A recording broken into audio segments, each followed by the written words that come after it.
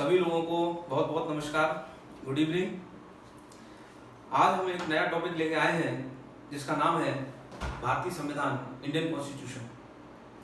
और इस संविधान को किस प्रकार से शुरुआत करना है और कैसे पढ़ना है, इसके लिए जो है आज हम इस संविधान में जितने भी मूलभूत तत्व हैं उन सारे मूलभूत तत्वों के बारे में हम समझेंगे और इनको जो है संविधान की बेसिक जो है कैरेक्टरिस्टिक, इनकी विशेषताओं को समझने का प्रयास करते हैं। तो आइए सबसे पहले आप सभी लोगों को बहुत बहुत एक बार फिर से मैं नमस्कार करता हूं और हम लोग स्टार्ट करते हैं भारतीय संविधान।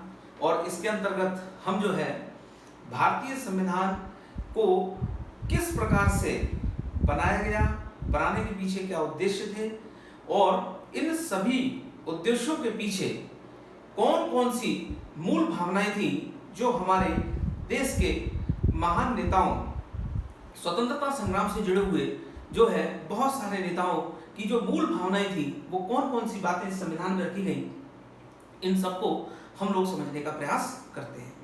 तो आइए हम लोग स्टार्ट करते हैं भारतीय संविधान, इंडियन कॉन्स्टिट्यूशन। और सबसे पहले जो है हम समझने का प्रयास करते हैं कि भारतीय जो संविधान है, इस संविधान की शुरुआत कैसे होती है। भारतीय संविधान की सबसे पहली जो है शुरुआत कहाँ से मानी जाती है। तो वैसे तो जब कॉन्स्टिट्यूशन स्टार्ट करते हैं तो रेगुलेटिंग एक्ट 1773, भारतीय संविधान का विकास, उसके बाद पिट्स इंडिया एक्ट, उसके बाद चार्टर एक्ट 1793, उसके बाद 1813, उसके बाद 1833, 1853, 1858, उसके बाद 1892, 1909, 1919 और 1935 और 1947। ये सारे एक्ट जो है वैसे तो शुरुआत में पढ़ाए जाते हैं, लेकिन इन एक्ट को जो है हम अलग से एक टॉपिक के रूप में लेंगे। आज हम जो संविधान है उसमें टॉपिक जो है वो हम लोग पढ़ेंगे मूलभूत रूप से भारतीय संविधान कैसे बना और भारतीय संविधान की मूल रूप से कौन कौन सी विशेषताएं हैं। तो जैसा कि मैंने अभी थोड़ी देर पहले आपसे कहा कि संविधान को स्टार्ट करने से पहले ये सारे एक्ट पढ़े जाते हैं। इन एक्टों को हम एक अलग टॉपिक में पढ़ेंगे और उनके बाद जो संविधान की मूलभूत विशेषताएं हैं वहां से हम लोग स्टार्ट करते हैं। तो सबसे पहले हम लोग स्टार्ट करते हैं कि भारतीय जो संविधान है इसकी शुरुआत कैसे होती है।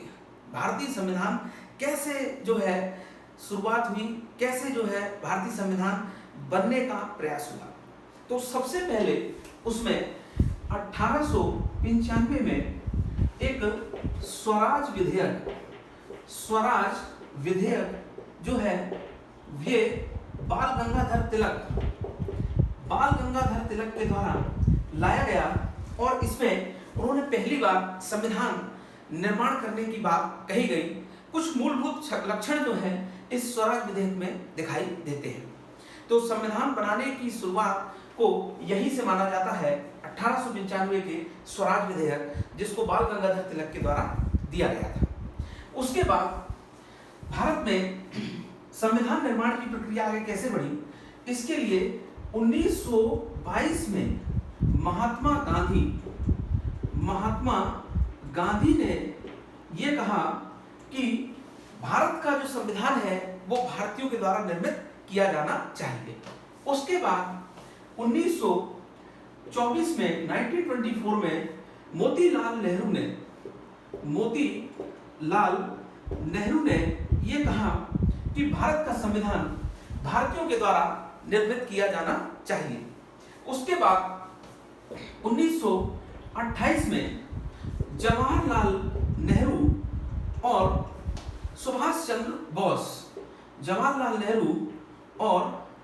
सुभाष चंद्र बोस इनके द्वारा ये बात कही गई कि भारत का जो संविधान है वो भारतीयों के द्वारा निर्मित किया जाना चाहिए। तो अभी मैंने जैसा आपसे कहा कि भारतीय जो संविधान है, इस संविधान बनने की शुरुआत कैसे होती है।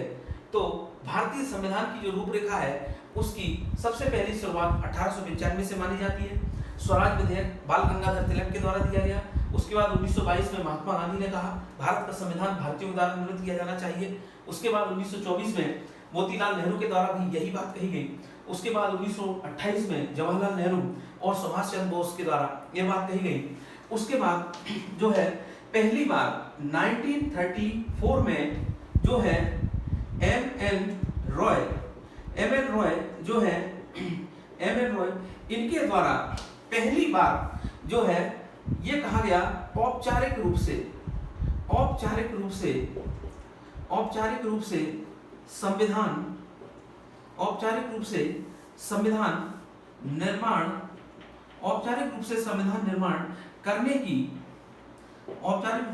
निर्माण करने की बात कही गई। तो कहीं यदि क्वेश्चन आता है कि सबसे पहले संविधान निर्माण की बात औपचारिक रूप से किसने कही, यदि सबसे पहले यदि बात आएगी तो वो एम.एन. रॉय के द्वारा 1934 में औपचारिक रूप से संविधान निर्माण करने की बात कही गई। ये इतने बिंदु आप लोगों को याद रखना है। उसके बाद जो नेक्स्ट बिंदु है वो ये है कि 1936 में कांग्रेस का अधिवेशन हुआ था। उस कांग्रेस के अधिवेशन के द्वारा संविधान निर्माण करने की बात कही गई। 1936 में भी यही बात कही गई।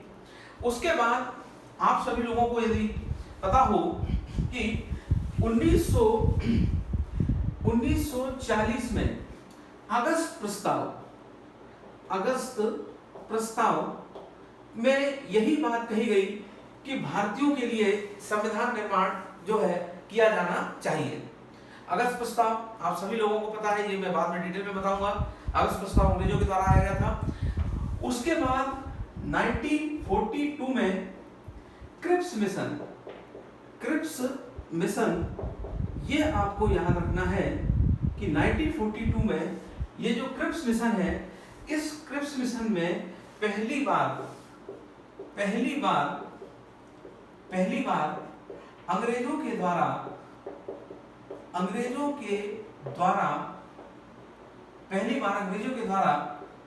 संविधान निर्माण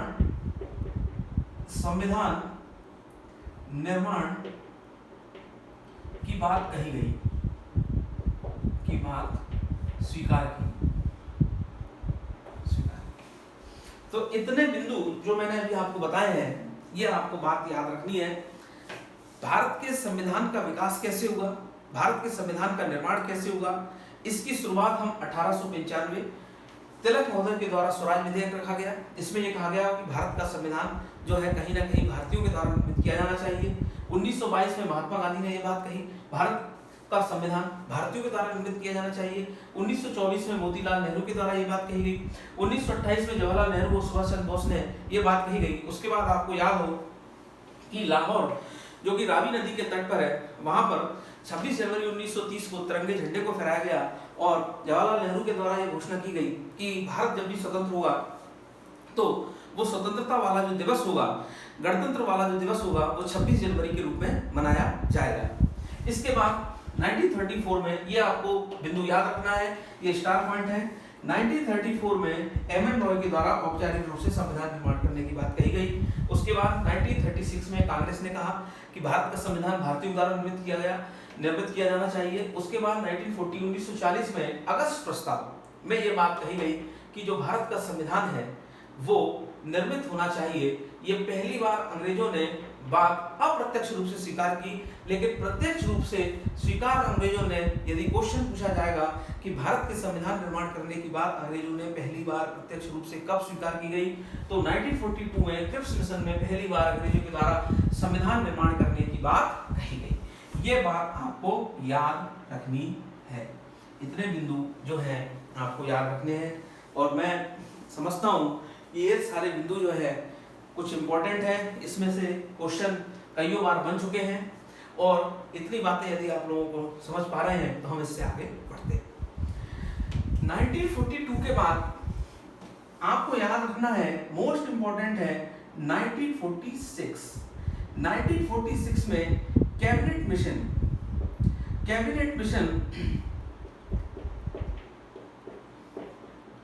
1946 में कैबिनेट मिशन जो है, ये कैबिनेट मिशन 23 मार्च 1946 को गठन किया जाता है। 24 मार्च 1946 को कैबिनेट मिशन भारत आता है। और ये जो कैबिनेट मिशन था, इस कैबिनेट मिशन में 3 सदस्य थे। कौन कौन से 3 सदस्य थे कैबिनेट मिशन में? तो कैबिनेट मिशन में जो 3 सदस्य थे उनका नाम था A.B. Alexander, sir Stafford Cripps,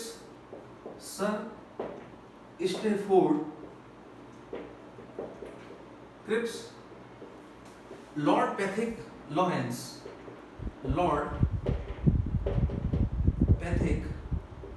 Lawrence.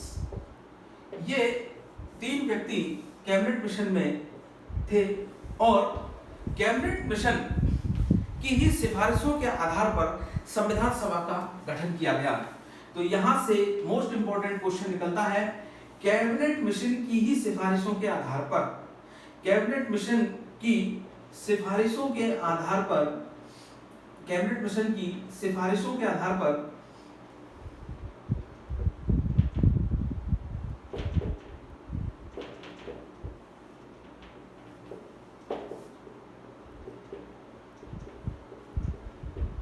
Cabinet mission की सिफारिशों के आधार पर संविधान सभा का गठन किया गया। संविधान सभा का गठन किया गया। कैबिनेट मिशन की सिफारिशों के आधार पर संविधान सभा का गठन किया गया। कैबिनेट मिशन की सिफारिशों के आधार पर, कैबिनेट मिशन की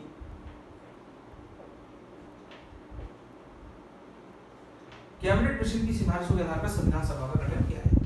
तो अभी तक जो मैंने आपसे बातें कही हैं, वो बात आप याद रखना कि हमें 1895 से शुरुआत करनी थी और 1946 तक जाना था। और 1946 पर हम एक बात अपनी समाप्त करते हैं कि जो संविधान निर्माण की बात आ रही है, बार बार संविधान निर्माण की बार बार बात आ रही है, वो संविधान निर्माण की बात अब जाके समाप्त होती है कैबिनेट मिशन की सिफारिशों के द्वारा। अर्थात कैबिनेट मिशन भारत आता है मार्च 1946 में और कैबिनेट मिशन के द्वारा जो है संविधान सभा का गठन किया गया और कैबिनेट मिशन के द्वारा संविधान सभा के गठन करने की सिफारिश की गई और इसी की ही बातों को स्वीकार किया गया। इसीलिए कैबिनेट मिशन सबसे ज्यादा इंपॉर्टेंट हमारे लिए टॉपिक बनता है। तो कैबिनेट मिशन की सिफारिशों के आधार पर संविधान सभा का गठन किया गया। अब बात आती है कि संविधान सभा का जब गठन किया गया तो आखिरकार इस संविधान सभा में कितने सदस्य थे। तो यहाँ पर हम लोग समझने का प्रयास करेंगे कि संविधान सभा जो है, ये जो संविधान सभा है, मैं इसको यहाँ पर लिखता हूँ, संविधान सभा में कुल 389 सदस्य थे, जिसमें से 292 ब्रिटिश प्रांतों से थे, 93 देसी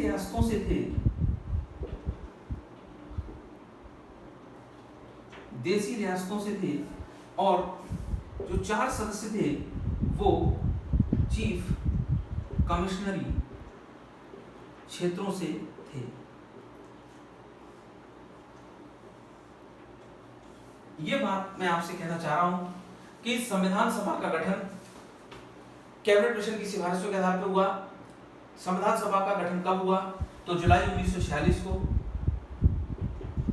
1946 को संविधान सभा का गठन हुआ। संविधान सभा में कुल कितने सदस्य थे? तो संविधान सभा में कुल जो है 389 सदस्य थे। इन 389 सदस्य में जो 292 सदस्य थे ये ब्रिटिश प्रांतों से थे। भारत में जब अंग्रेजों का शासन हुआ करता था तो लगभग 9 ब्रिटिश बड़े प्रांत हुआ करते थे और जो देसी रियासतें हुआ करती थी जिसमें राजा जो है वो कुछ हद तक उसको अधिकार दिया गया था शासन करने के लिए, लेकिन कुछ बड़े बड़े जो मुद्दे हैं वो अंग्रेजों के पास रहते थे। तो 93 जो सदस्य हैं वो संविधान सभा में देसी रियासतों से रखे गए और 4 चीफ कमिश्नरी क्षेत्र अर्थात जो प्रांतों से छोटे हैं, जैसे अजमेर मारवाड़, कुर्ग, ब्रिटिश बलूचिस्तान,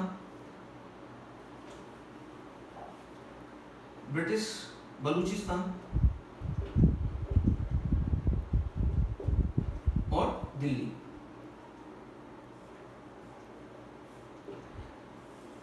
ये चीफ कमिश्नरी क्षेत्र जिसको हम कह सकते हैं, चीफ कमिश्नरी क्षेत्र जिसको हम कह सकते हैं कि इन्हें राज्यों का दर्जा नहीं मिला था, प्रांत से छोटे थे। तो संविधान सभा के बारे में हम लोग जो है इसको मिटा के दोबारा मिटा के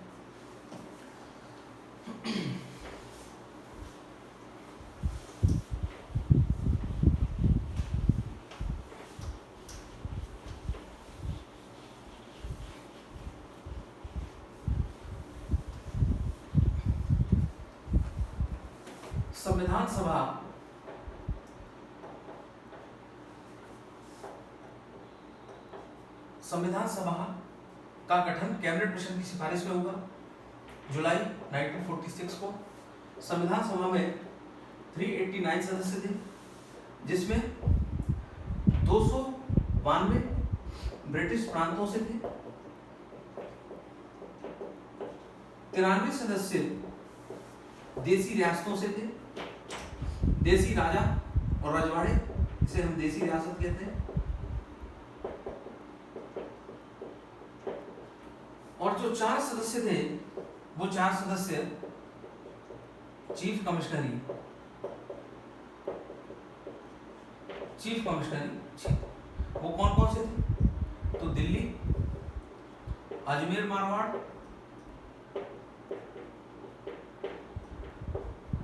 कुर्ग मतलब वर्तमान में कर्नाटक, और बलूचिस्तान। ये अब ये संविधान सभा का कार्य क्या था? तो संविधान सभा का जो कार्य था वो कार्य था भारत के संविधान का निर्माण करना। संविधान सभा का क्या कार्य था?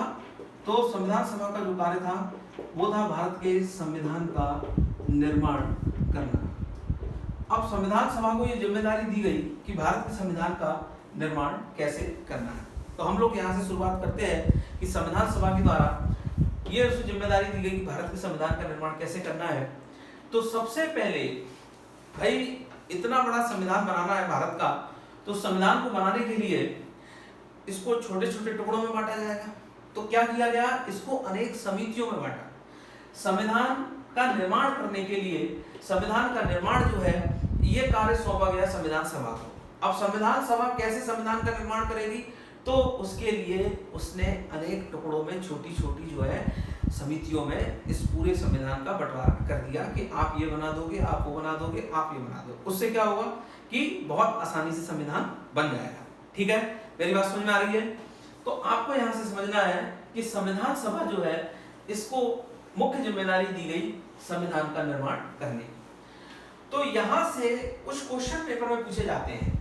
पहला प्रश्न ये पूछा जाता है कि 1947 से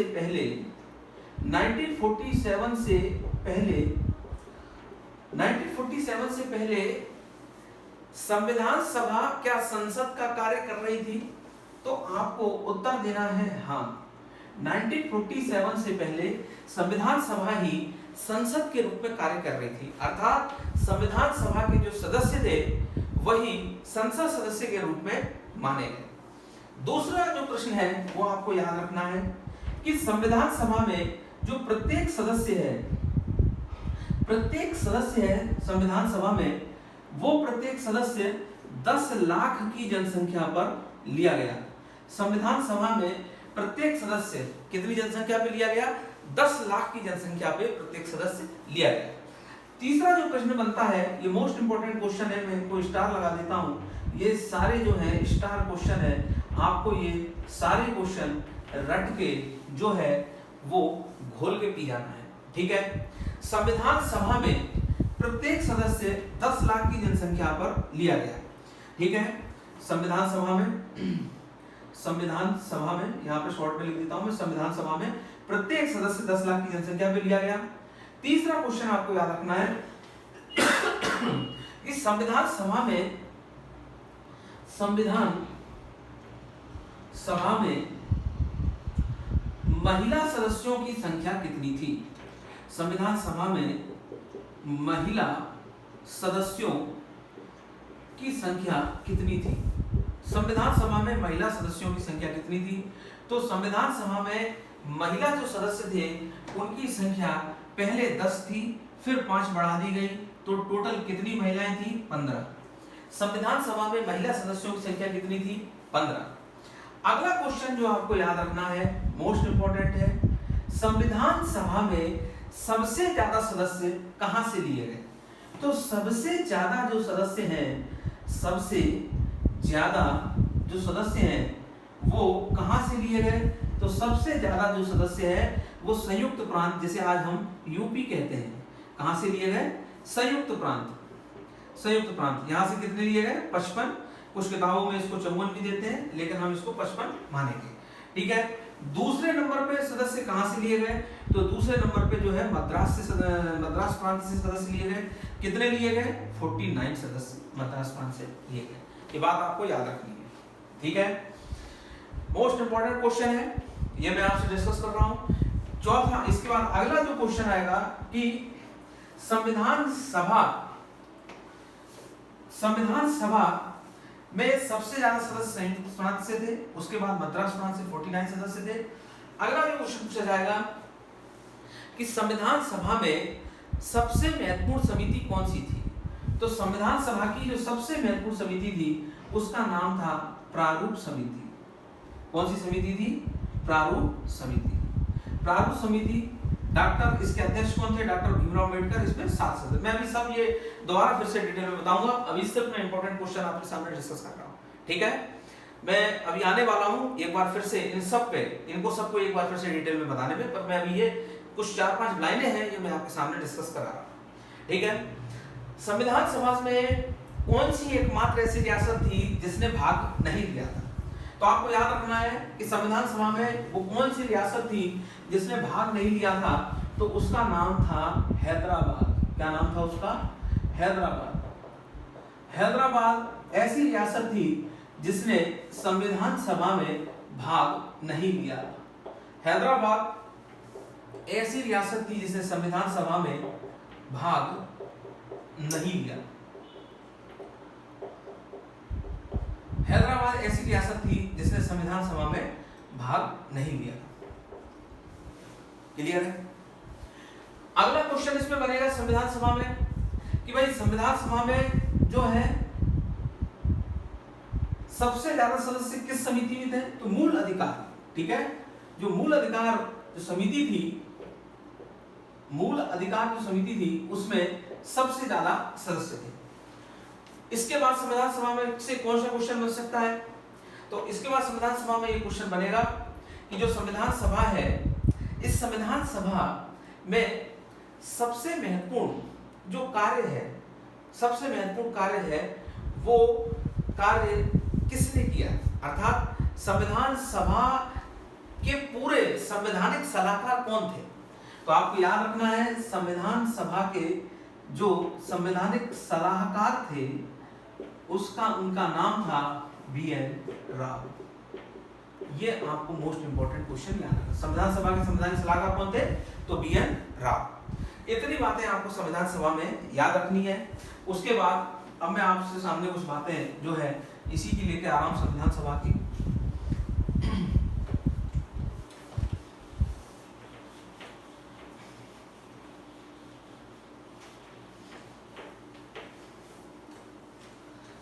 सबसे पहली बात ये आती है कि संविधान सभा का गठन कब हुआ? तो जुलाई 1946 को संविधान सभा का गठन हुआ। गठन होने के बाद संविधान सभा की पहली बैठक कब हुई? 9 दिसंबर 1946 को संविधान सभा की पहली बैठक हुई। और संविधान सभा की जो पहली बैठक होती है वो पहली बैठक कहाँ होती है? तो संविधान सभा की पहली बैठक दिल्ली के काउंसिल ऑफ चैम्बर पुस्तकालय, जिसे आज संसद का पुराना भवन कहा जाता है, वहां पर संविधान सभा की पहली बैठक होती है, जिसकी अध्यक्षता कौन करते हैं? तो संविधान सभा की पहली बैठक की जो अध्यक्षता है वो डॉक्टर सच्चिदानंद सिन्हा करते हैं। कौन करते हैं? डॉक्टर सच्चिदानंद सिन्हा। संविधान सभा की पहली बैठक की अध्यक्षता।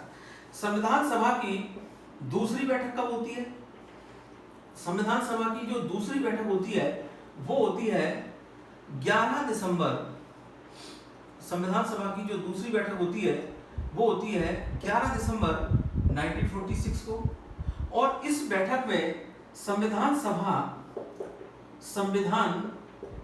का स्थायी अध्यक्ष, संविधान सभा का स्थायी अध्यक्ष किसे बनाया गया?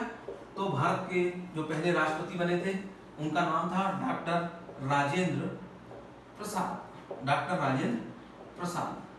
आपको याद रखना संविधान सभा की दूसरी बैठक कब हुई थी? 11 दिसंबर 1946 को। संविधान सभा की पहली बैठक कब हुई थी? 9 दिसंबर 1946 को। संविधान सभा की जो तीसरी बैठक है जो संविधान सभा की वो हुई थी 13 दिसंबर 1946 को। और ये तीसरी जो बैठक हुई थी संविधान सभा की, इस तीसरी बैठक में आपको याद रखना है कि पंडित जवाहरलाल नेहरू, भारत के पहले प्रधानमंत्री पंडित जवाहरलाल नेहरू के द्वारा उद्देश्य प्रस्ताव क्या रखा गया? उद्देश्य प्रस्ताव रखा गया। इस उद्देश्य प्रस्ताव को ही बाद में जो है क्या कहा गया? संविधान की प्रस्तावना। बाद में क्या कहा गया? संविधान की प्रस्तावना, जो कि 22 जनवरी 1947 को क्या हुआ? स्वीकार की गई। तो आपको याद रखना है कि मोस्ट इंपोर्टेंट क्वेश्चन बनता है, इसलिए मैं यहाँ पर 3 स्टार लगाता हूँ। आपको याद रखना है ये दोनों भी इंपॉर्टेंट है, तो तीसरा ज्यादा इंपॉर्टेंट है।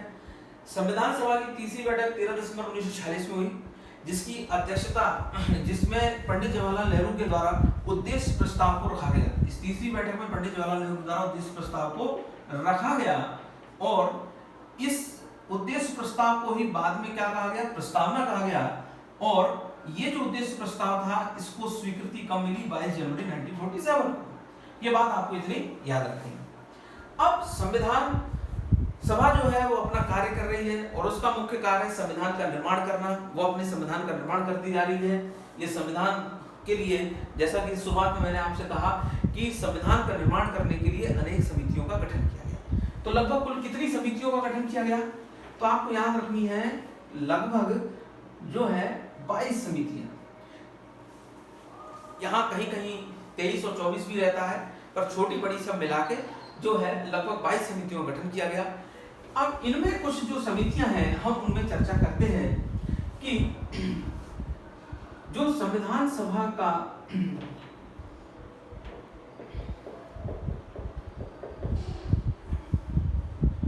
ये जो संविधान सभा का जो निर्माण किया गया, उस संविधान सभा के निर्माण में अनेक समितियों का गठन किया गया। इसमें कुछ समितियों का हम लोग चर्चा करेंगे। जैसे सबसे पहले मूल अधिकार,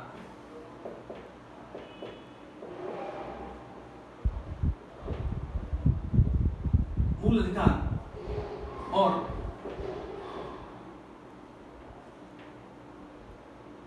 अल्पसंख्यक के अधिकारों से संबंधित समिति, प्रांतीय संविधान समिति,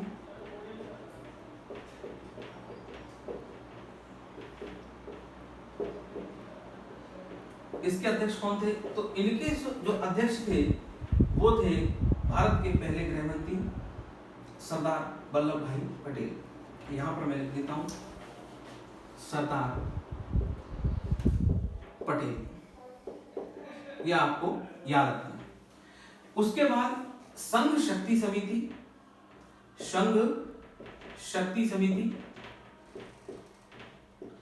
और संघ संविधान समिति,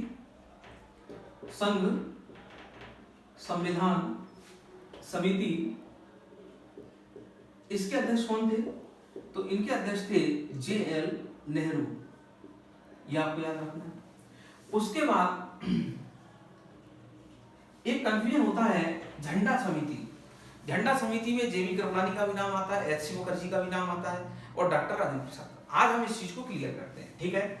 तो नियम समिति, संचालन समिति और झंडा समिति। नियम समिति, नियम समिति,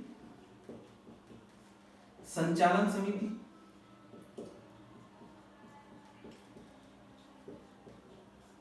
और झंडा समिति।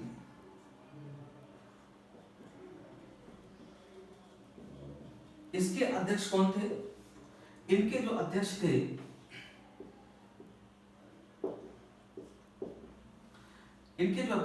वो थे डॉक्टर राजेंद्र प्रसाद। आपको याद रखना है कि जो झंडा समिति है, इस झंडा समिति से दो नाम और मिलते हैं, लेकिन कंफ्यूजन नहीं होना है क्योंकि एक समिति में कई उप समितियां होती हैं। और यहां पर मैं आपसे बात कहने जा रहा हूं कि ये झंडा समितियां हैं, इसकी उप समितियां बनाई गई और भी लोगों ने इसमें काम किया, लेकिन मूल रूप से आपको किसका नाम लेना है? डॉक्टर राजेंद्र प्रसाद का। झंडा समिति में एक उप समिति बनी थी, झंडा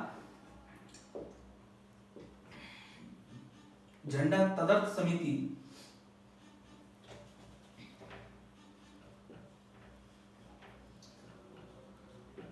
इसके जो अध्यक्ष थे वो थे आचार्य जेबी कृपलानी। उसके बाद झंडा उप समिति, इसके अध्यक्ष जो थे वो एच.सी. मुखर्जी थे। तो याद रखना, यहां से आपका क्वेश्चन गलत नहीं होना चाहिए, क्वेश्चन गलत नहीं होना चाहिए। नियम समिति, संचालन समिति, झंडा समिति, डॉक्टर राजेंद्र प्रसाद, कोई कंफ्यूजन नहीं, बिल्कुल क्लियर। झंडा तदर्थ समिति जेबी कृपलानी, झंडा उप समिति एच.सी. मुखर्जी। आपको ये चीजें याद रहनी चाहिए। जैसा कि मैंने बताया, इसमें कंफ्यूजन होता है, इतनी चीजें आपको याद रहनी चाहिए। ठीक है, ये कुछ महत्वपूर्ण समिति। इसके बाद जो, जैसा कि मैंने बताया कि वो समिति जो सबसे ज्यादा महत्वपूर्ण समिति थी, उस समिति का नाम क्या था? प्रारूप समिति। क्या नाम था उसका? प्रारूप समिति। प्रारूप समिति के अध्यक्ष कौन थे? तो प्रारूप समिति के जो अध्यक्ष थे वो थे डॉक्टर भीमराव अंबेडकर। प्रारूप समिति में कुल कितने सदस्य थे? 7 सदस्य थे। ठीक है, कौन कौन थे? Alladi Krishnaswamy Iyer, N Gopalaswami Iyengar,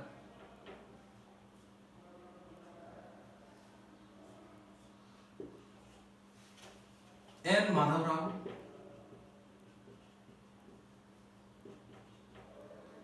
BL. मित्र,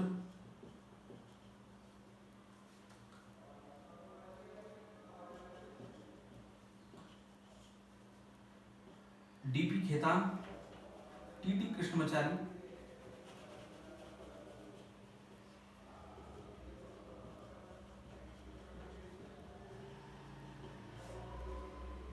टी.टी. कृष्णमाचारी,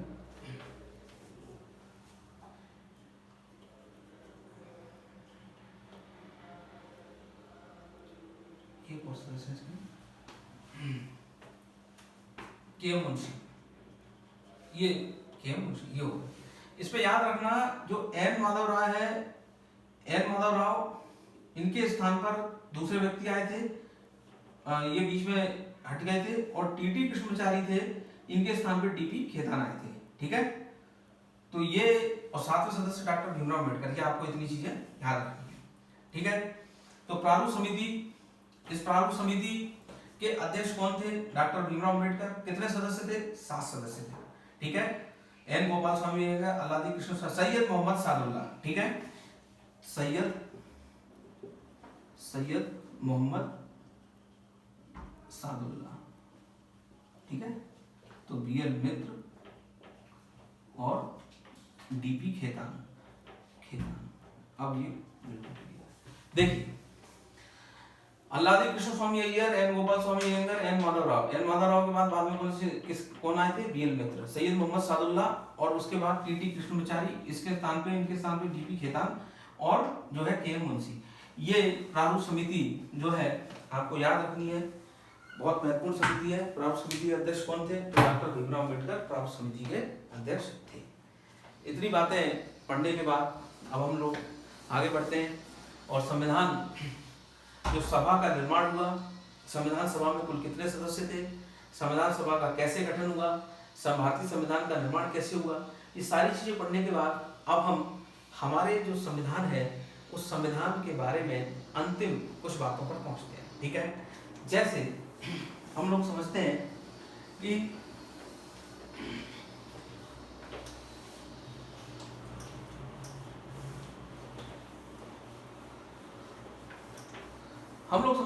जो हमारा संविधान है,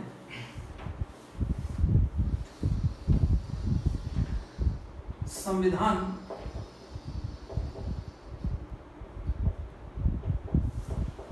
के निर्माण में कितना समय लगा?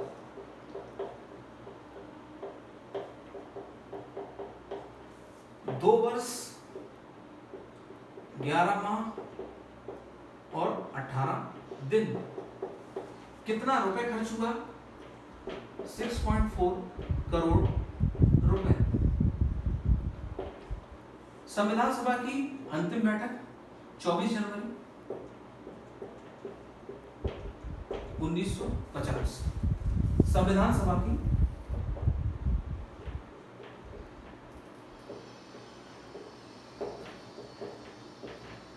अंतिम बैठक। अब यहां से मैं एक मूल बात पे आपसे आना चाह रहा हूं। अभी तक मैंने जितनी बातें बताई, भारतीय संविधान का निर्माण कैसे हुआ, संविधान सभा का गठन कैसे हुआ, इन सब के बाद जो भारत का संविधान है वो 26 नवंबर 1949 को 26 नवंबर 1949 को भारत का जो संविधान है वो अंगीकृत, अधिनियमित और आत्मर्पित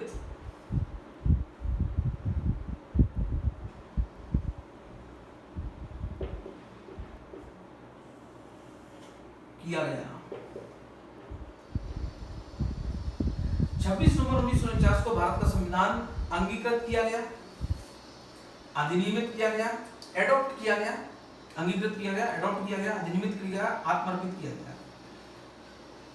मोटे शब्दों में या सरल भाषा में इसको समझा जाए तो इस दिन संविधान को क्या किया गया? स्वीकार किया गया। क्या किया गया? स्वीकार किया गया। लेकिन संविधान स्वीकार तो स्टेट को किया गया, लेकिन संविधान हमारा लागू किस तिथि को हुआ? तो हमारा संविधान लागू हुआ 26 जनवरी 1950। 26 जनवरी 1950 को हमारा संविधान लागू हुआ और जिस दिन ये संविधान लागू हुआ उस दिन भारत जो है वो क्या बन गया? भारत बन गया गणतंत्र। भारत क्या बन गया? रिपब्लिक। इतनी बात समझ में आ रही है? भारत का संविधान संविधान सभा के द्वारा तैयार किया गया। 26 नवंबर 1949 को संविधान सभा के द्वारा जो संविधान बनकर तैयार हुआ उसे अंगीकृत किया, अधिनियमित किया और आत्मर्पित किया गया। लेकिन लागू कब हुआ? 26 जनवरी 1950 को। जिस दिन ये लागू हुआ उस दिन भारत क्या बन गया? एक गणतंत्र बन गया, एक गणतंत्रात्मक, एक रिपब्लिक कंट्री बन गया। ये बात आपको याद रखनी है। मैंने अभी आपसे जितनी बातें कही हैं ये बात आपको याद रखनी है, क्योंकि भारत के संविधान के निर्माण से एक क्वेश्चन 100% आता है। यहां तक आपको मूल बातें जितनी मैंने आपको बताई हैं ये सारी बातें आपको याद रहनी चाहिए। क्लियर है? अब हम लोग इससे आगे बढ़ते हैं और संविधान की परिभाषा पे जाते हैं। तो मैं यहां पर अगले बिंदु पे जा रहा हूं।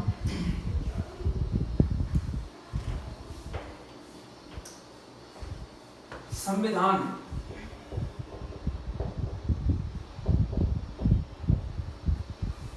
इसको अंग्रेजी में कहते हैं कॉन्स्टिट्यूशन। ये लैटिन भाषा के शब्द कॉन्स्टिट्यूशन से बना है।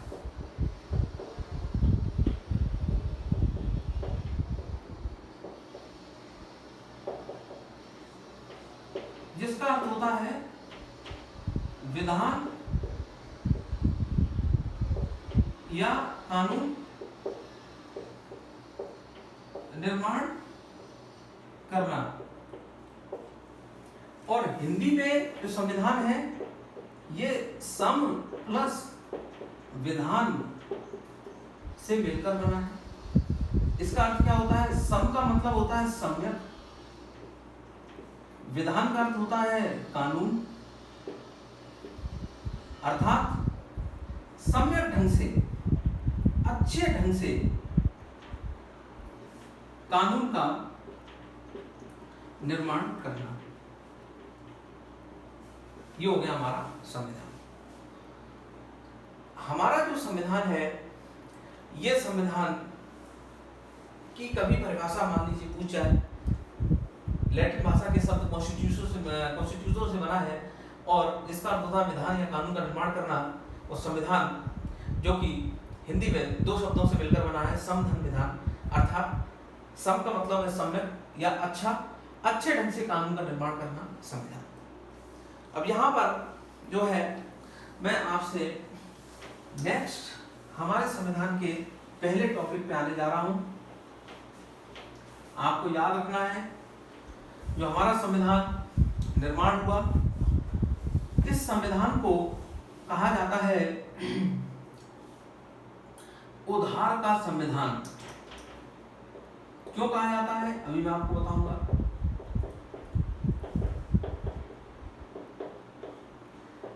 ये जो संविधान है ये सबसे ज्यादा ऋणी है। सबसे ज्यादा क्या है? ऋणी है। किसका है? 1935 के अधिनियम का। हमारा जो संविधान है, जब ये संविधान लागू हुआ, कब? 26 जनवरी 1950 को। उस दिन इस संविधान में 395 तो अनुच्छेद थे, 22 भाग थे और 8 अनुसूचियां थी।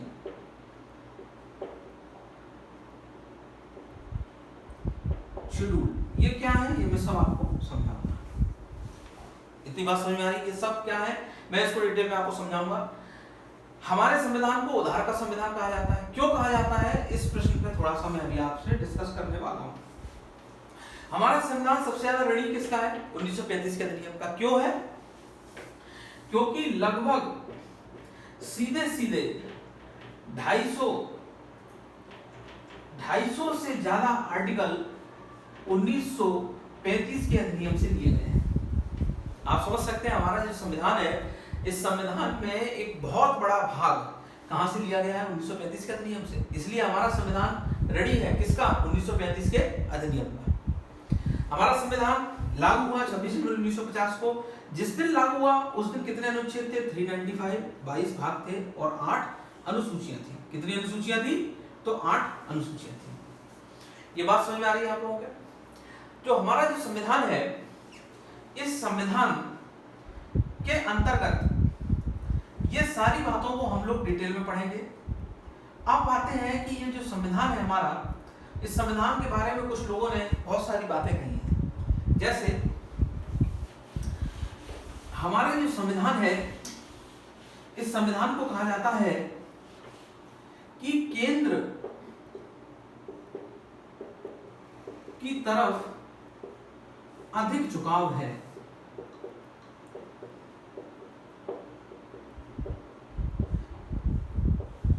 अर्थात ये जो हमारा संविधान है वो कुछ परिस्थितियों में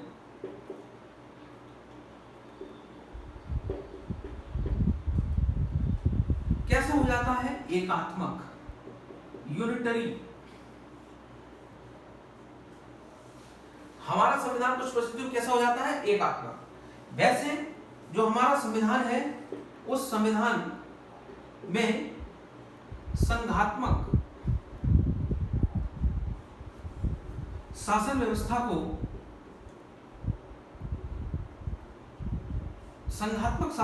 को लिया गया है और इसका अर्थ ये होता है division of power with check and balance. इसका अर्थ क्या होता है? Division of power with check and balance. शक्तियों का समान बंटवारा, शक्तियों का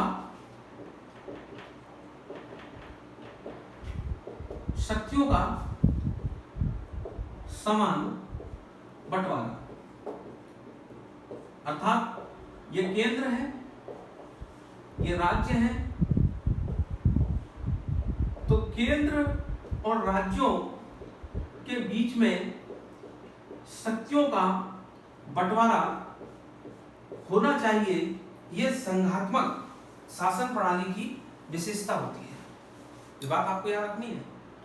तो शक्तियों का समान बंटवारा, division of power with check and balance, ये हमारे संविधान के लक्षण है और संघात्मक शासन प्रणाली की ये विशेषता होती है। ये बात आपको याद रखनी है। जैसा कि मैंने कहा, हमारा जो संविधान है वो केंद्र की तरफ अधिक झुकाव रखता है, अर्थात कुछ परिस्थितियों में एकात्मक हो जाता है। बहुत सारे आर्टिकल हैं 356 से लेकर, वैसे आपको बाद में चर्चा करूंगा इन सब के बारे में। लेकिन जैसा कि मैंने आपसे कहा कि हमारे संविधान की कुछ विशेषताएं हैं, बहुत सारी विशेषताएं हैं। मैं तो अभी जो है कुछ समय के अभाव के कारण कम बातें बता रहा हूँ, उसको मैं एक अलग टॉपिक में लूंगा। और जो हमारा संविधान है इसमें बहुत सारी बातें कई देशों से ली गई हैं, तो उनके बारे में भी हम लोग चर्चा करते हैं। जैसे हमारा जो संविधान है, इस संविधान में संघात्मक शासन प्रणाली, संघात्मक शासन प्रणाली, ये कहां से लिया गया है? तो ये कनाडा के संविधान से लिया गया है। राष्ट्रपति, उपराष्ट्रपति, राष्ट्रपति, उपराष्ट्रपति, इसके अलावा न्यायिक पुनरावलोकन, ये सब कहां से लिया गया है? अमेरिका के संविधान से। आपातकालीन उपबंध, ये कहां से लिया गया है? जर्मनी के संविधान से। संविधान संशोधन,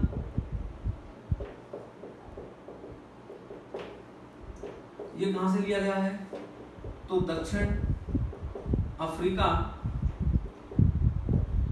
के संविधान से। मौलिक कर्तव्य, ये कहां से लिया गया है? तो सोवियत संघ से, जिसे आज हम रूस कहते हैं, सोवियत संघ से लिया गया है। विधि का शासन, विधि का शासन, रूल ऑफ लॉ, ये कहां से लिया गया है? तो ये लिया गया है इंग्लैंड से, ब्रिटेन।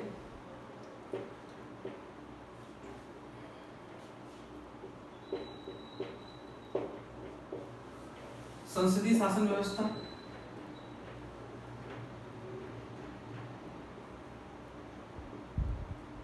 ये कहां से लिया गया है?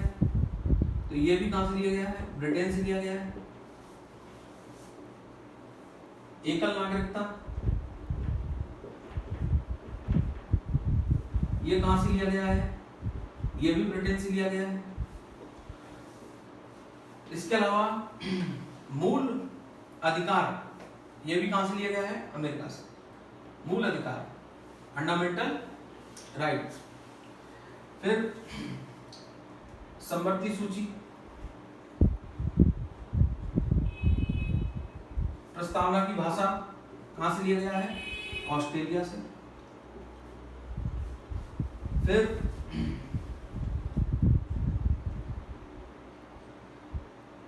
राज्यसभा में 12 सदस्यों को मनोनीत करना, वो कहां से लिया गया है? आयरलैंड से। विधि धारा प्रक्रिया, जापान से। ये सारी जो चीजें हैं, ये हमने किसी दूसरे जो है संविधान की जो अच्छी बातें थी वो हमने अपने संविधान में शामिल किया और इनसे एक क्वेश्चन बनता है। ठीक है, तो आपको याद रखना है कि हमारे संविधान में कौन कौन सी जो बातें हैं वो दूसरे देशों से ली गई है, वहां से एक क्वेश्चन बनता है। विधि द्वारा स्थापित प्रक्रिया जापान से ली गई है। बहुत सारी बातें हैं। ठीक है, ये आपको मैंने शॉर्ट में बताने का प्रयास किया है। इसके बाद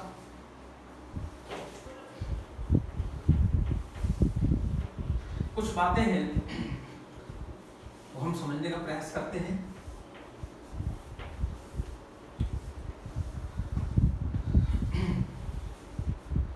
संविधान की प्रस्तावना, प्रियम्बल।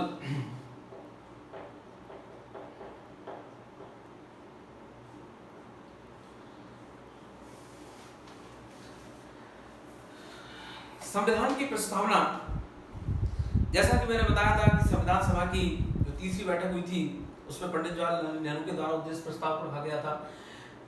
22 जनवरी 1947 को वही उद्देश्य प्रस्ताव आगे जाके संविधान की प्रस्तावना बनी। तो ये संविधान की जो प्रस्तावना है ये आखिरकार है क्या, इसको हम लोग समझने का प्रयास करते हैं। आखिरकार ये प्रस्तावना क्या है? प्रस्तावना, हम भारत के लोग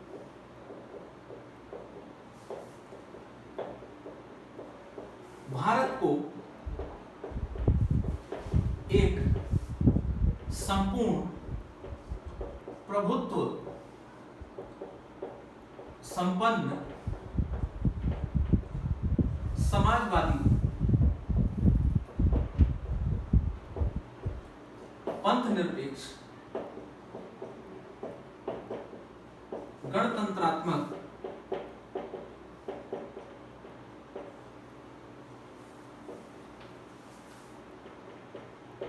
बनाने के लिए आर्थिक, सामाजिक, राजनीतिक,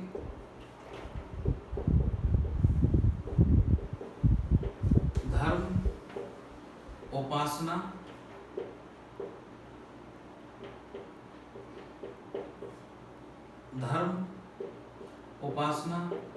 अव्यक्ति, प्रतिष्ठा,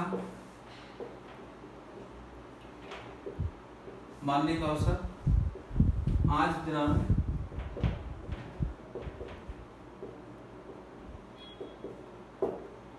26 नवंबर 1949 को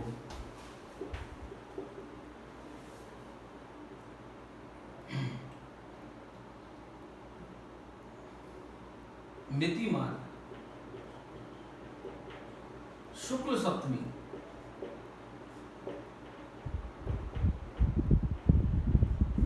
विक्रम संवत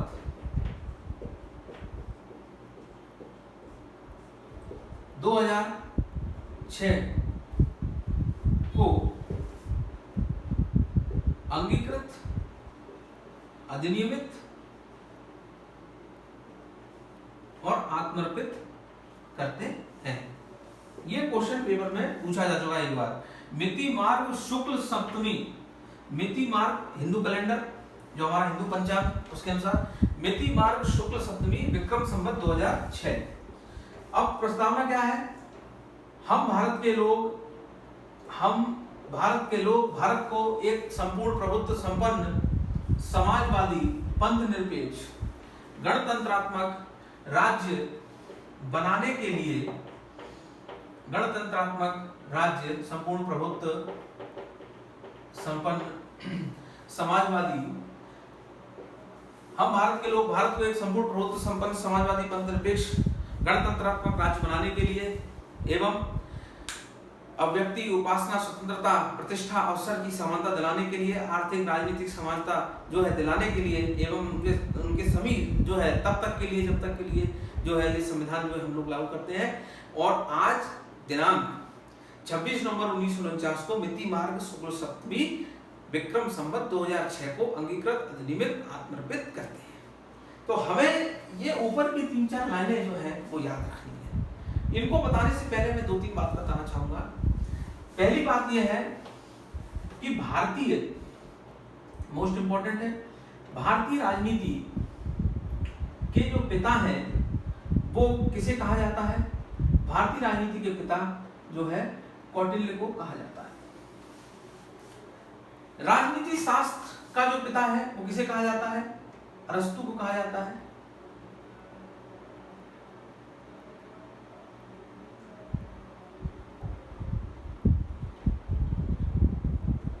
राजनीति शास्त्र का पिता जो है वो किसे कहा जाता है? प्लेटो। इनकी पुस्तक क्या थी? रिपब्लिक। और आधुनिक राजनीति का पिता किसे कहा जाता है? तो ये कहा जाता है मैकियावेली को। इनकी पुस्तक का नाम क्या था? The Prince.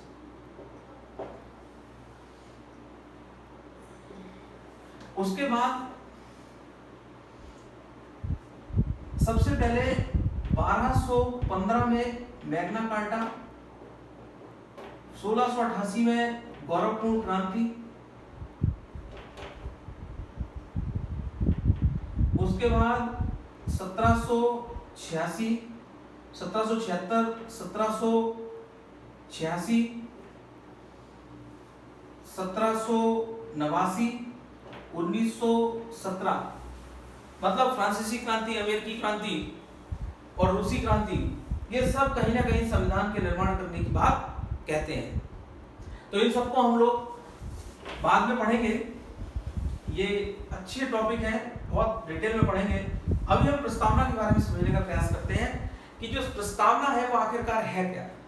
तो आप याद रखना, प्रस्तावना को संविधान का दर्शन, सार, आत्मा कहा जाता है। ये आपको याद रखना है। आखिरकार प्रस्तावना क्या है? यदि आज हम संविधान में देखेंगे तो हमारे संविधान में 444, 450 से ज्यादा अनुच्छेद हैं, 22, लगभग 25 से ज्यादा भाग हो चुके हैं और 12 अनुसूचियां हैं।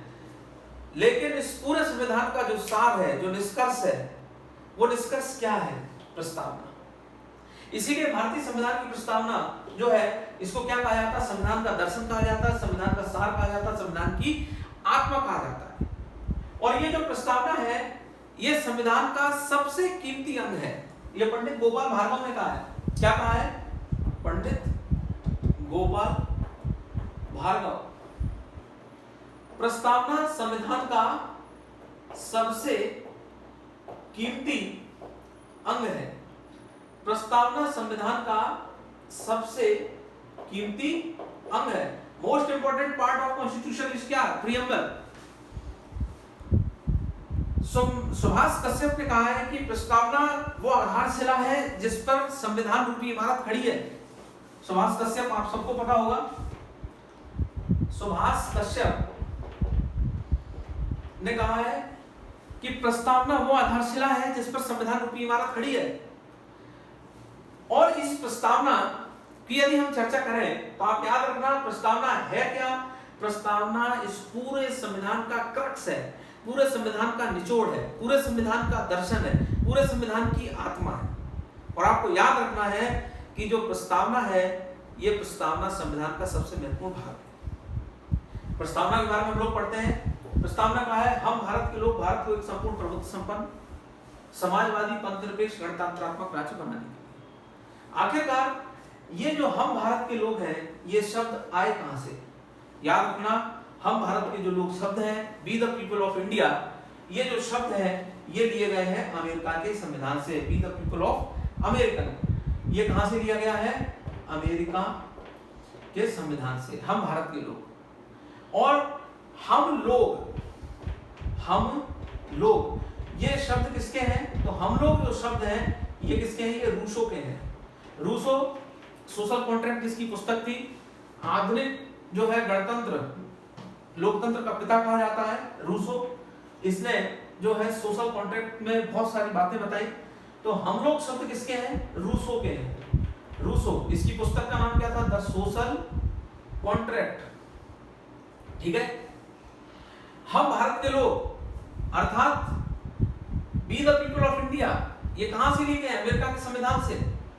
हम लोग कहां से लिया गया है? किसके शब्द हैं? रूसों के। और भारत के संविधान की शक्ति का स्रोत क्या है? तो भारत के लोग हैं। भारतीय संविधान की शक्ति का स्रोत क्या है? भारत के लोग हैं। We the people of India. अर्थात क्वेश्चन पूछा जाता है भारत की अंतिम शक्ति किसमें निहित करती है? तो भारत की जनता में। भारत के संविधान में भारत के लोकतंत्र की अंतिम शक्ति किसमें निहित है? भारत की जनता में। ये लाइन कहां से निकलती है? We the people of India.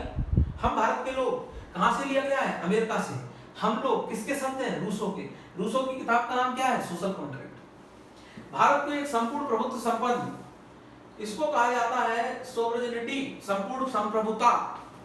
संप्रभुता का मतलब होता है कि कोई भी देश अपनी आंतरिक और बाहरी सीमाओं में पूर्ण रूप से स्वतंत्र है। इसको डिटेल में समझाएंगे तो लगभग 2 दिन लगेंगे, मतलब 2 क्लासें लग जाएंगी। संप्रभुता, राज्य के 4 अंग होते हैं, ठीक है। उसमें भूमि होती है, उसमें एक शासन होता है, उसमें संप्रभुता होती है। तो राज्य के जो 4 अंग होते हैं उसमें सबसे महत्वपूर्ण होती है क्या? संप्रभुता। संप्रभुता का मतलब क्या होता है कि ऐसा कोई क्षेत्र, ऐसा कोई देश जो अपनी आंतरिक और बाह्य सीमाओं में किसी भी प्रकार का निर्णय लेने के लिए पूर्णतः स्वतंत्र है। अर्थात वो किसी भी प्रकार के जो है दबाव में या किसी भी प्रकार की अन्य जो है गतिविधियों में किसी भी प्रकार से दबा हुआ नहीं है। संप्रभुता का मतलब होता है कि किसी भी प्रकार का निर्णय लेने के लिए 100% स्वतंत्र, ठीक है। तो संपूर्ण प्रभुत्व संपन्न, इसको क्या कहते हैं? संप्रभुता, सोवरेनिटी। इसका मतलब क्या होता है? कोई भी देश अपनी आंतरिक सीमाओं के अंदर और बाहरी सीमाओं में, आंतरिक और बाहरी सीमाओं में किसी प्रकार का निर्णय लेने के लिए क्या है? स्वतंत्र है। इसे हम क्या कहते हैं? संप्रभुता, ठीक है। राज्य के 4 तत्व होते हैं। राज्य में जनसंख्या होती है, राज्य में भूभाग होता है, ठीक है। राज्य जो है, इस राज्य के कितने तत्व होते हैं? 4 होते हैं। राज्य में क्या होती है? जनसंख्या होता है, भूभाग होता है, राज्य में क्या होता है? एक शासन होता है, और राज्य में एक चौथा बिंदु क्या होती है? संप्रभुता। तो राज्य का सबसे इंपॉर्टेंट टॉपिक क्या है? संप्रभुता। याद रखना, कोई भी देश अपनी आंतरिक सीमाओं के अंतर्गत, ठीक है, किसी भी प्रकार का निर्णय लेने के लिए स्वतंत्र है। अपनी आंतरिक सीमाएं और अपनी बाहरी सीमाएं, मतलब जो उसके देश की जितनी भी बाहरी सीमाएं हैं, ठीक है, वो बाहरी सीमाएं और उसके अंतर्गत आने वाली जो भी है, जो भी क्षेत्र है, उसमें किसी प्रकार का निर्णय लेने के लिए स्वतंत्र है, अपनी आंतरिक सीमाओं पर। उसके बाद समाजवाद। समाजवाद आपको सबको पता है, कार्ल मार्क्स समाजवाद के जनक कहे जाते हैं। इसको मैं समझाने के लिए, इसमें 6 घंटे की कम है, लेकिन इसको 2 लाइनों में समझाने का प्रयास करता हूँ। जहां व्यक्ति को कम, समाज को अधिक महत्व दिया जाता है। समाजवाद का अर्थ होता है जहां व्यक्ति को कम, समाज को अधिक महत्व दिया जाता है। समाजवाद का अर्थ होता है जहां पर उत्पादन के साधनों पर किसका अधिकार होगा? सरकार का अधिकार होगा। समाजवाद का अर्थ होता है संपत्ति का समान बंटवारा होगा। समाजवाद का अर्थ क्या होगा? कि पूंजीवादी व्यवस्था को आगे बढ़ने से रोका जाएगा। समाजवाद का अर्थ क्या होगा? कि सभी व्यक्तियों को समान माना जाएगा। समाजवाद का क्या अर्थ होगा? जहां पर व्यक्ति को कम, समाज को ज्यादा महत्व दिया जाएगा। और समाजवादी व्यवस्था में जो लगभग संपूर्ण अधिकार केंद्रित होते हैं किसके पास? सरकार के पास, केंद्र के पास। पंथ निरपेक्ष, ठीक है। यह पंथ निरपेक्ष पहले धर्मनिरपेक्ष था, बाद में इसे पंथ निरपेक्ष बनाया गया। पंथ निरपेक्ष का मतलब है कि राज्य का कोई भी धर्म नहीं होगा। भारत एक धर्मनिरपेक्ष देश है, भारत एक पंथ निरपेक्ष देश है। इसका मतलब है भारत का कोई भी धर्म नहीं है। कोई भी इस देश में रहने वाला हिंदू, मुस्लिम, सिख, ईसाई ये नहीं कह सकता है कि मेरे धर्म के लोग इस देश में ज्यादा हैं तो ये हिंदू देश है, या एक मुस्लिम देश है, या एक सिख देश है, या एक ईसाई देश है। भारत के संविधान में लिखा हुआ है स्पष्ट रूप से, भारत एक कैसा देश है? सेकुलर, धर्मनिरपेक्ष देश है। अर्थात यहाँ जितने भी मजहब और धर्म को मानने वाले लोग हैं वो सब क्या है? पूर्ण रूप से अपना धर्म पालन करने के लिए स्वतंत्र है। यहाँ किसी भी धर्म को किसी भी प्रकार का प्रिविलेज नहीं मिला गया है। आप लोग इस बात को याद रखना। धर्मनिरपेक्ष, गणतंत्रात्मक, याद रखना। समाजवादी, संपूर्ण प्रभुत्व संपन्न, समाजवादी, पंथ निरपेक्ष, गणतंत्रात्मक, ठीक है। एक शब्द और इसमें रह गया है, लोकतंत्र।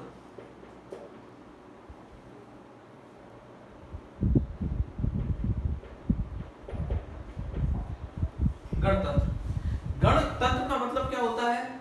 गणतंत्र का मतलब होता है, गण का मतलब होता है जनता, तंत्र का मतलब होता है सिस्टम।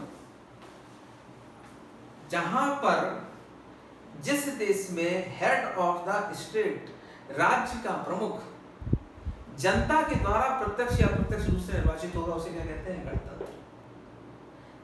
गणतंत्र अर्थात हेड ऑफ द स्टेट वंशानुगत नहीं होगा, अर्थात राज्य का प्रमुख जनता के द्वारा प्रत्यक्ष या अप्रत्यक्ष रूप से क्या होगा? निर्वाचित होगा। इस बात को आप याद रखना। गणतंत्र का मतलब भारत कैसा एक देश है? गणतंत्रात्मक देश है, अर्थात भारत में सबसे सर्वोच्च पद क्या है? राष्ट्रपति। तो भारत का सर्वोच्च राष्ट्रपति क्या है? राष्ट्रपति का अप्रत्यक्ष रूप से निर्वाचन होता है। तो भारत एक गणतंत्रात्मक देश है। इसका अर्थ ये निकलता है इस देश का जो प्रमुख होगा, हेड ऑफ द स्टेट होगा, वो वंशानुगत नहीं होगा। वो कैसा होगा? जनता के द्वारा प्रत्यक्ष या अप्रत्यक्ष रूप से निर्वाचित। फिर दूसरा इसका अगला शब्द है लोकतंत्र। लोकतंत्र का मतलब क्या होता है? इसकी सबसे अच्छी जो परिभाषा है वो दी है अब्राहम लिंकन। लोकतंत्र की सबसे अच्छी परिभाषा किसने दी है? अब्राहम लिंकन ने लोकतंत्र की परिभाषा दी है। कहां पर दी है? गेटिसबर्ग। कहां पर दी है? अमेरिका, यूएसए में। उन्होंने कहा है जनता का, जनता के द्वारा, जनता के लिए चुना गया शासन, जनता का, by the people, for the people, of the people. जनता का, जनता के लिए, जनता के द्वारा, by the people, for the people, of the people. ठीक है? जनता का, जनता के लिए, जनता के द्वारा चुना गया शासन, by the people, for the people, of the people. मतलब लोकतंत्र का अर्थ ये होता है कि जनता ही ये निर्धारित करेगी कि उसके ऊपर कौन शासन करेगा, सत्ता किसकी होगी, प्रधानमंत्री कौन बनेगा, विधायक कौन बनेगा, सरकार किसकी बनेगी, ये कौन निर्धारित करेगा? लोकतंत्र के अंतर्गत जनता। इसीलिए कहा जाता है लोकतंत्र की अंतिम शक्ति किसमें निहित होती है? जनता। किसमें निहित होती है? जनता में। ये बात आपको याद रखनी है। उसके बाद लिखा है सामाजिक, आर्थिक, राजनीतिक स्वतंत्रता, उपासना इत्यादि। ठीक है? ये हम आगे जाके डिटेल में पढ़ेंगे। और जो प्रस्तावना है, इस प्रस्तावना में एक बात और मुझे बतानी थी कि मूल संविधान में ये 3 शब्द नहीं थे जो कि 42वें संविधान संशोधन के अंदर में जोड़े गए। कौन से? तो 42वां संविधान संशोधन,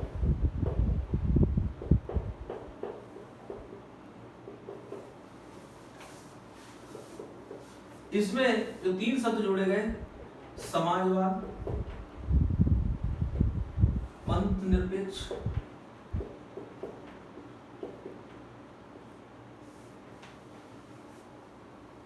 और अखंडता। पंथ निरपेक्ष की जगह पहले धर्मनिरपेक्ष था।